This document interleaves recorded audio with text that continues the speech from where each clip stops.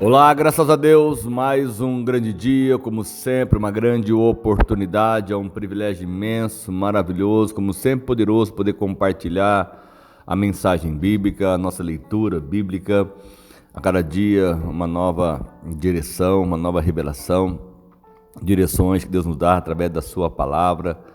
E quanto mais assim nós obtivermos esse conhecimento e deixarmos entrar e realmente enraizar em nossa alma e nosso coração e poder ter a certeza que Deus é justo, Deus faz a sua justiça e cumprir dia após dia, ainda que possamos por lutas, guerras, batalhas, adversidade, impossibilidade, Deus sempre estará conosco até a consumação dos nossos dias. E é algo que eu sempre tenho falado, realmente uma frase não só de efeito, mas uma verdade bíblica, que Deus está conosco, Deus vai nos dar a vitória e nunca vai ser sorte sobre a nossa vida, mas sempre a bênção nos acompanhando, porque é Deus que nos abençoa, é Deus que nos prospera, é Deus que nos levanta, é Deus que nos exalta. Assim foi como Jefté, como foi com Gideão, os homens que realmente fizeram a diferença, aonde eles foram obedientes ao próprio Deus. E aqui dando continuidade em Juízes 12, e também hoje vamos ler também o capítulo 13. Os homens de Efraim foram convocados para a batalha e dirigiram-se para Zafon e disseram a Jefté: por que você foi lutar contra os amonitas sem nos chamar para irmos juntos? Vamos queimar a sua casa e você junto. Olha só a afronta que Jefté, após vencer uma batalha, ele conquistou mais de 20 cidades, enfim, ali ao seu redor. E aonde então agora os efraimitas vieram para lutar contra o próprio Jefté, que foi colocado como líder sobre Gileade, sobre a sua tribo. Ele era filho de uma prostituta, estava rejeitado pela própria família. E agora então os efraimitas vieram e disseram: vamos queimar a sua casa e você junto. Mas Jefté respondeu: eu e o meu povo estávamos envolvidos numa grande contenda com os amonitas. E embora Deus tenha chamado, vocês não me livraram das mãos dele. Quer dizer, ele chamou. E quando vi que vocês não ajudariam, arrisquei a vida e fui lutar contra os amonitas. E o Senhor me deu a vitória sobre eles. E por que vocês vieram para cá hoje para lutar contra mim? Olha só o que Jefté ele respondeu aos efraimitas. E tudo que é tudo povo de Deus, né? A todas as 12 tribos de Israel, a qual Deus deu herança a cada família. E você vê como que eles lutavam entre si mesmos, né? Os efraimitas, que são os filhos de José. Olha só, Jefté reuniu então todos os homens de Gileade e lutou contra Efraim. Os gileaditas feriram os efraimitas, porque esses tinham dito: vocês, gileaditas, são desertores de Efraim e de Manassés.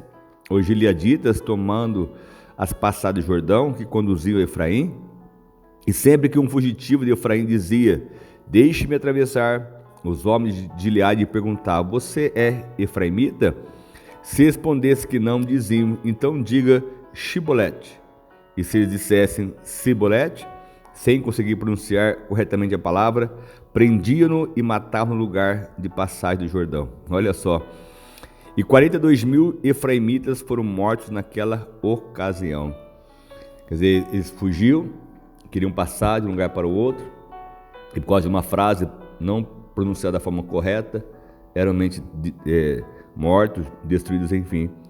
E Jefté liderou Israel durante 6 anos. Então o gileadita Jefté morreu e foi sepultado numa grande cidade de Gileade. Então, olha só como Deus levantou homens, Deus levantou líderes, levantou até uma mulher chamada Débora, nós já lemos sobre isso. E aí então, quantos foram liderando? E aqui no 8 fala assim: depois de Jefté, Ibissã de Belém liderou Israel, teve 30 filhos e 30 filhas. Esse foi que nem o próprio Gideão, foi fazer filhos. E deu as suas filhas em casamento a homens de fora do seu clã, e trouxe para os seus filhos 30 mulheres da fora do seu clã. Ibissã liderou Israel durante 7 anos. Então Ibissã morreu e foi sepultado em Belém. Ou seja, não teve muita história esse homem. Depois dele, Elon, da tribo de Zebulon, liderou Israel durante 10 anos. Elon morreu, também foi sepultado em Aijalon, na terra de Zebulon. E depois dele, Abidom, filho de Eliel, de Piratom, liderou Israel. Teve 40 filhos e 30 netos, que montavam 70 jumentos. Abidom liderou Israel durante 8 anos. Então Abidom, filho de Eliel, morreu e foi sepultado em Piratom, na terra de Efraim, na serra dos Amalequitas. Então, esses 3 homens praticamente tiveram, sim, a sua história, estão registrados aqui na Bíblia, homens que liderou Israel, mas somente isso, né? Não teve muito o que se falar deles, enfim, mas foram homens que Deus levantou como juízes, liderou por algum tempo e morreram. E aí então aqui no 13, os israelitas voltaram a fazer o que o Senhor reprova, e por isso o Senhor os entregou nas mãos dos filisteus durante 40 anos. Então você vê, olha só a situação que mais uma vez Israel, depois de Jefité, depois de Ibissã, depois de Elon, depois de Abidom, o quanto eles foram ainda envergonhados mais 40 anos. E certo homem então de Zorá, chamado Manoá, da clã da tribo de Dan, tinha uma mulher estéril. E certo dia o anjo do Senhor apareceu a ela e lhe disse: você é estéril, não tem filhos, mas engravidará e dará luz a um filho. Todavia tenha cuidado que ele não beba vinho, nem outra bebida fermentada, e não coma nada impuro, e não se passará navalha na cabeça do seu filho, que você vai ter, porque o menino será nazireu, consagrado a Deus desde o nascimento, e ele vai iniciar a libertação de Israel das mãos dos filisteus. Então, uma criança iria nascer, aqui falamos sobre a história de Sansão, um menino que ia ser já nazireu, desde o ventre, consagrado a Deus, que não poderia ter realmente na sua vida bebida fermentada, não podia comer nada impuro, não ia passar navalha sobre a sua cabeça, que isso é o voto de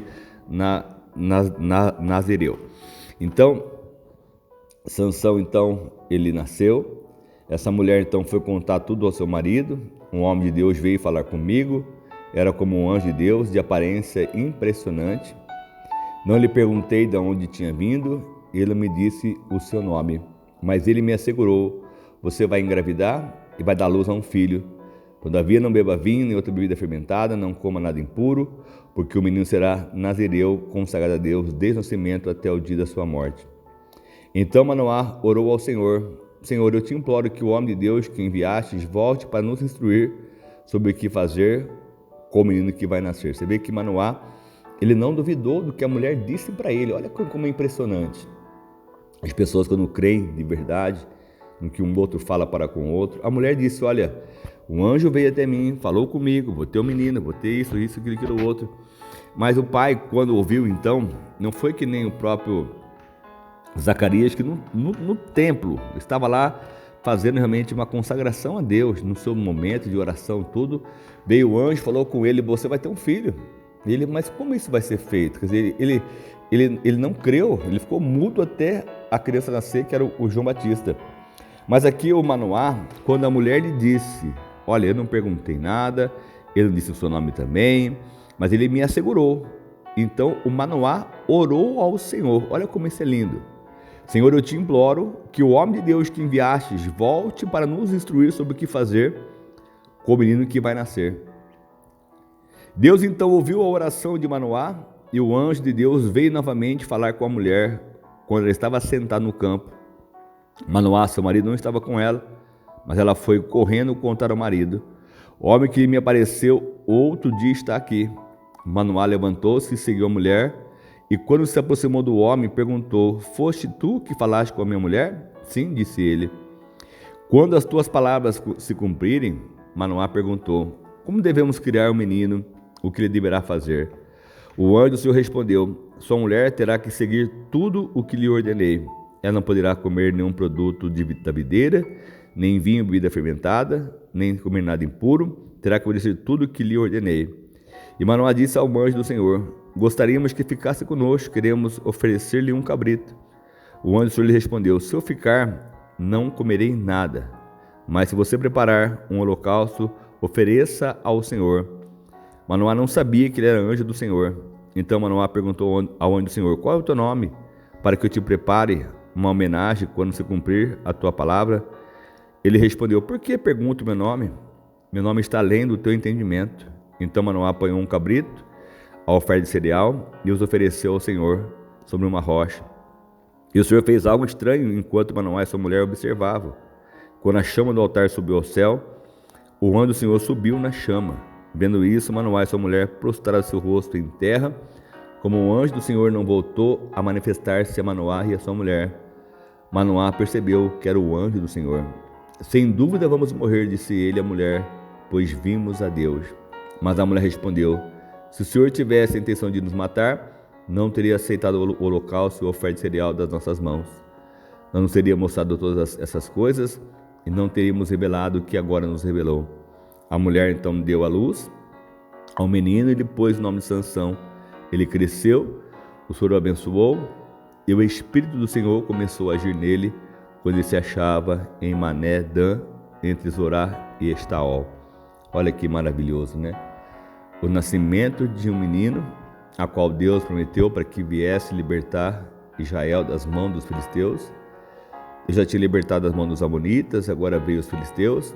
Quer dizer, sempre foi guerra contra esse povo que estava ao redor de Israel.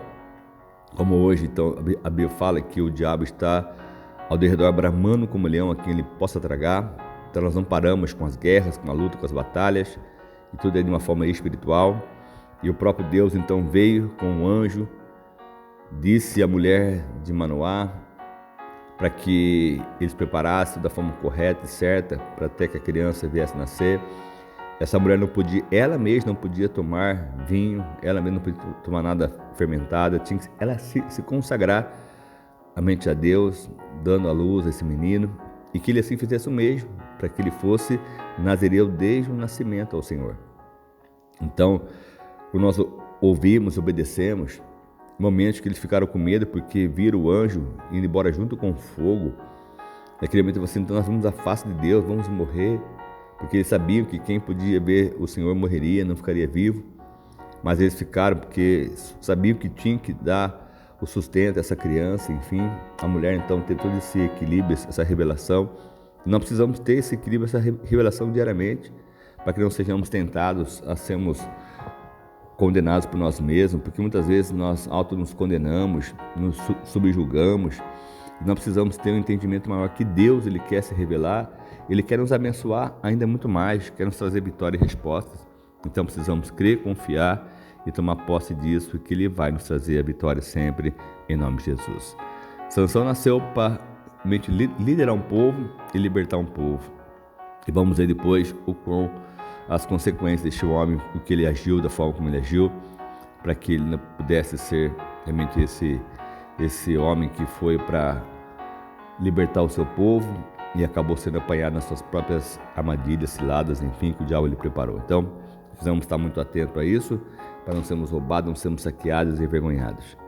Ó Senhor amado Pai, mais uma vez eu quero te agradecer por este momento, por essa palavra, essa leitura. Eu tenho certeza que o Senhor vai tocar o coração de muitos, que muitas vezes, meu Pai, nós ouvimos a Tua voz, a Tua palavra, e não damos atenção da forma devida, não cremos, não acreditamos da forma como deve ser feito, meu Pai, mas que pelo Teu Espírito Santo venha nos convencer, venha nos ensinar, venha nos orientar. Envia o Teu anjo, envia, meu Pai, a Tua unção, o Teu poder a falar nos nossos corações. Hoje nós temos o Espírito Santo que nos ajuda dia após dia, até orar, porque muitas vezes não sabemos como devemos pedir. Ele intercede por nós. Então que o Senhor venha, meu Deus, fazer a Tua justiça sobre a nossa vida, que jamais possamos tomar decisões da força da emoção, mas possamos ter todo o equilíbrio, domínio, para fazer sempre a Tua vontade e o Teu querer, ó Pai. Assim eu te peço e te agradeço sempre, com certeza, meu Pai, da vitória, da resposta, dos milagres sobre as nossas vidas, sempre em nome do Filho amado, Senhor Jesus. Amém?